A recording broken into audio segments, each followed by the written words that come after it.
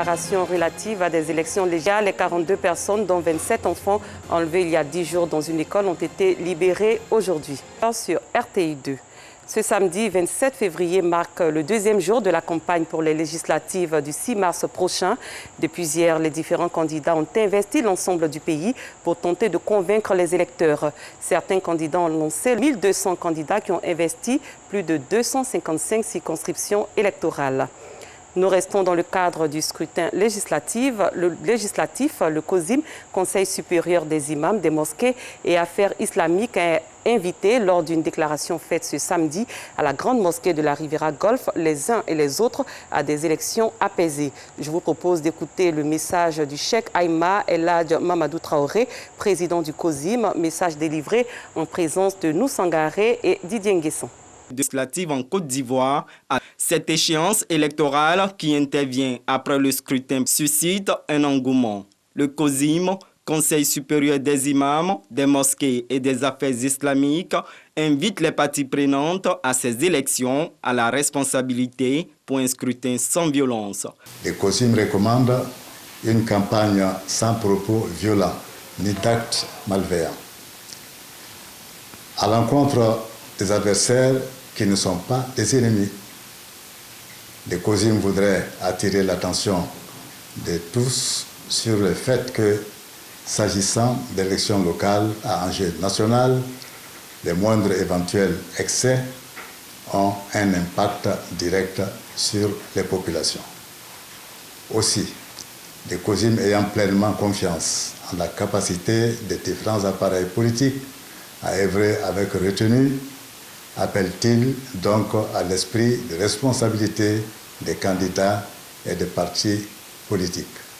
Le cheikh Mamadou Traoré, président du COSIM, exhorte également les instances en charge de l'organisation du scrutin à renforcer le climat de confiance entre les candidats à travers la transparence et l'équité, gage d'une élection apaisée.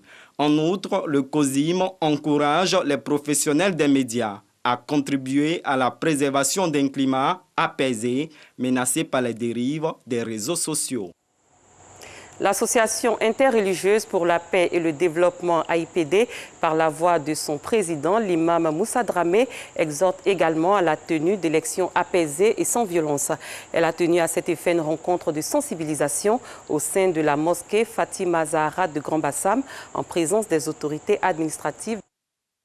L'association sensibilise à la paix législative et les jours passés. C'est ce qui doit être la pensée de chacun de nous, de chaque Ivoirien. Lorsqu'on est formé politiquement et religieusement, on ne peut jamais encourager la violence. On ne va jamais demander aux enfants de tes sœurs, ni aux enfants de tes frères, d'aller détruire, sinon même de détruire, de casser ce que toi tu n'as pas construit. Nous devons ordonner le bien et interdire le blâmable. On ne doit jamais encourager la violence, mais chacun de nous doit cultiver la paix. La paix pendant et après les élections législatives. Les autorités administratives présentes à cette rencontre emboîtent le pas à l'AIPD. Elle appelle également à des élections calmes et apaisées. Qu'on sache que nous sommes tous et chacun filles et fils de la Côte d'Ivoire. Avant les élections, nous avons été des parents, des amis, des voisins. Et après les élections, nous resterons toujours des parents, des amis, des voisins. Que le perdant ait la des urnes et que le gagnant ait l'humilité d'avoir gagné et de pouvoir tendre la main à celui qui va perdre. Que la campagne électorale se passe dans la quiétude, dans un climat serein, et que les élections se passent dans un climat apaisé. Débutée le 18 février dernier, la campagne de sensibilisation de l'Association interreligieuse pour la paix et le développement à travers la ville de Grand Bassam et auprès des différents candidats aux législatives prend fin le 28 février prochain. Dans le cadre de la lutte contre la drogue, une importante quantité de cocaïne estimée à 1056 kg et évaluée à plus de 25 milliards de francs CFA a été saisie par la gendarmerie nationale dans la nuit du mercredi 24 au jeudi 25 février dernier. L'information a été livrée ce vendredi par le commandant supérieur de la gendarmerie nationale, le général de corps d'armée Alexandre Apalo-Touré, en présence du procureur de la République, Richard Adou. La Côte d'Ivoire a reçu vendredi 504 000 doses de vaccins contre la Covid-19, les premières à arriver dans le pays. Elles sont financées par le dispositif COVAX destiné en particulier aux pays défavorisés. Qu'en pensent les populations? Notre reporter Anissette Conan leur a tendu son micro. On les écoute. L'arrivée des vaccins en Côte d'Ivoire, je pense que c'est une bonne chose parce que on a tout essayé, on a essayé les traitements, on a essayé tous les tests, on a essayé de confiner. Je pense que la pandémie bat encore son plein. Donc s'il y a un vaccin à même de pouvoir régler la situation, de pouvoir endiguer la pandémie, je pense qu'il faut les accueillir. Je pense que si le vaccin est là pour nous aider, nous pourrons tester. Voilà, on peut tester et puis voir la suite, quoi. C'est vrai qu'on a vu hier que les vaccins sont arrivés. Les composants du vaccin, on ne sait pas. Donc, il faut expliquer plus à la population pour qu'on sache réellement de quoi il s'agit. Parce que les gens sont réticents sur les vaccins. Mais si on nous dit de quoi il s'agit, bon, il n'y a pas de souci. Les gens vont aller pour se faire vacciner puisque c'est pour la guérison de tout le monde. Je ne vais pas me faire vacciner parce que le vaccin, même d'où le vaccin vient, actuellement le coronavirus existe toujours. Ce n'est pas encore de voir, ils vont nous exposer le vaccin. Nous trouvons que la COVAX, ce que la COVAX a fait est une bonne initiative. Mais qu'est-ce qui sous-entend que le vaccin est bon pour nous? Le vaccin peut être vraiment un risque pour nous. Donc vraiment pour cela, mon idée, c'est que le vaccin ne soit pas appliqué par nos parents d'ici. On s'intéresse à la 4e édition du concours du bébé le plus choco. Elle a été officiellement lancée hier à la direction des soins infirmiers et maternels au plateau. Le concours du bébé le plus choco vise à contribuer à la promotion de la santé de la mère et de l'enfant, mais aussi à sensibiliser à la déclaration des nouveau-nés, comme nous l'expliquent Anissette Conan et Joël Gossé.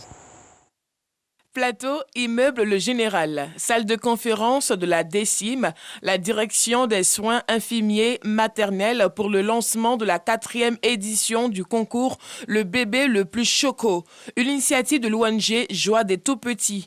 Objectif, contribuer à la promotion de la santé de la mère et de l'enfant, mais surtout sensibiliser à la déclaration des nouveau-nés. Le bébé le plus choco pour nous, c'est celui-là même qui est en bonne santé. Un enfant doit être bien suivi médicalement, comme sa mère. Il doit effectivement, à partir des consultations pré- et postnatales, pouvoir être suivi. Et pour nous, on met cela en évidence. Initiative soutenue par le ministère de la Santé et de l'Hygiène publique. Nestor Kouakoukan, sous-directeur de la DECIM, a invité les mères à coopérer avec le corps médical et fréquenter les centres de santé. Ça permet effectivement de déceler, disons, des complications qui sont liées à la grossesse et effectivement de prendre des dispositions. Aussi, les enfants, les nouveau-nés, c'est important quand même que la couverture vaccinale soit faite de façon maximale et ça c'est très important. Et donc tout ça pourrait se résoudre, tous ces problèmes, si vraiment nos femmes fréquentent les formations. Postnatal, vaccination en période de Covid-19. C'est le thème choisi pour la 4e édition du concours du bébé le plus choco. Il aura lieu le 18 juillet à la salle des fêtes de Marcory. En sport taekwondo, le médaillé d'or olympique 2016, Cheikh Cissé Salah, a offert du matériel et des équipements à la Fédération ivoirienne de taekwondo, un don estimé à plus de 30 millions de nos francs. C'était mercredi dernier au centre sportif ivoiro-canadien. Moyabi Diabaté, Odalegbe. L'athlète Cissé Cheikh Salah vient de faire parler son cœur. Devant Bertin Kofi, le directeur général des sports qui représentait le ministre des Sports, Bamba Cheikh Daniel, président de la Fédération ivoirienne de taekwondo, des présidents de ligue, entraîneurs et autres athlètes, le premier médaillé d'or olympique de l'histoire de la Côte d'Ivoire a offert un important lot d'équipements sportifs. Des conteneurs de 1000 dobok, les tenues de combat, autant de chaussures, de survêtements, de dentiers, plastrons, bref. Tout ce qu'il faut à un athlète pour pratiquer ce sport dans de bonnes conditions. Un lot d'équipement d'une valeur de 60 000 €, environ 30 millions de francs CFA qui sera reparti à toutes les ligues du pays. Pour le premier patron du taekwondo ivoirien, cette cérémonie de don a une connotation spirituelle. Car à la veille des Jeux de Tokyo, ce retour à la source de Cissé Cheikh Salah va sûrement lui attirer des bénédictions. Des propos qui n'ont pas laissé l'athlète ivoirien accompagné de ses parents indifférents. Le taekwondo m'a tout donné et voilà, c'était super important pour moi de faire un geste pour tous ces jeunes-là qui veulent faire comme moi, qui veulent suivre mes traces. Donc voilà, j'avais déjà commencé, mais ces dons-là, j'avais déjà commencé il y a 2 ans en arrière, mais c'était seulement dans les ligues, dans mon club, mais voilà, c'était important pour moi d'étendre ça au niveau national. Pour rappel, le taekwondo sera fortement représenté aux prochains Jeux olympiques de Tokyo du 23 juillet au 8 août 2021 au Japon. D'ores et déjà qualifiés, Cissé Cheikh et Gbagui Ruth seront accompagnés de Traoré Charlène et Gbané Seydou. À l'étranger, au Nigeria, 42 otages qui avaient été capturés la semaine dernière ont été libérés ce samedi dans l'État du Niger, dans le nord-ouest du pays. Les otages de Kagara ont été conduits à Mina, la capitale de l'État du Niger, où ils devaient être reçus par le gouverneur local. Il s'agit de 27 élèves, 12 professeurs et des membres de leur famille. Hier vendredi, plus de 300 jeunes filles ont été enlevées dans leur pensionnat de l'État voisin de Zamfara, toujours dans la même région. Celles-ci sont toujours aux mains des ravisseurs. Un peu plus loin, en Algérie, des milliers de partisans du Irak, mouvement de contestation pro-démocratie, sont redescendus dans la rue hier à Alger, la capitale, après 1 an d'arrêt des manifestations à cause de la pandémie de Covid-19, marquant le retour des marches hebdomadaires du mouvement de protestation anti-régime. Le mouvement Irak, initialement dirigé contre un 5e mandat de l'ex-président Abdelaziz Bouteflika, s'est progressivement transformé en vaste contestation contre le régime algérien. Direction Haïti, le bilan de l'évasion massive qui a eu lieu ce jeudi 25 février 2021 en banlieue de la capitale haïtienne est considérable. Plus de 200 détenus sont encore recherchés et 25 personnes ont été tuées lors de cet incident. Plus de 400 prisonniers sont recherchés par la police en Haïti, avant laquelle 25 personnes ont été tuées, dont l'inspecteur divisionnaire Paul-Hector Joseph, directeur de la prison située en banlieue de la capitale Port-au-Prince. Avant l'incident de jeudi, on dénombrait 1542 prisonniers dans la prison de Croix-des-Bouquets. Le décompte réalisé ce vendredi fait constater que 1125 prisonniers sont en cellule. Selon gang Arnel Joseph, a été tué par les forces de l'ordre à plus de 120 km au nord de la prison au lendemain de son évasion. Selon le bilan des autorités, 18 des 25 personnes mortes seraient des citoyens ordinaires tués par des prisonniers qui s'échappaient. Pour terminer, en Arménie, le président arménien Sarkisian a refusé ce samedi de limoger le chef de l'armée, comme le veut le Premier ministre Nicole Pachinian, aggravant ainsi un peu plus la crise politique que connaît le pays. Fin de cette édition. Merci de l'avoir suivi. Très bonne soirée. Je vous retrouve demain.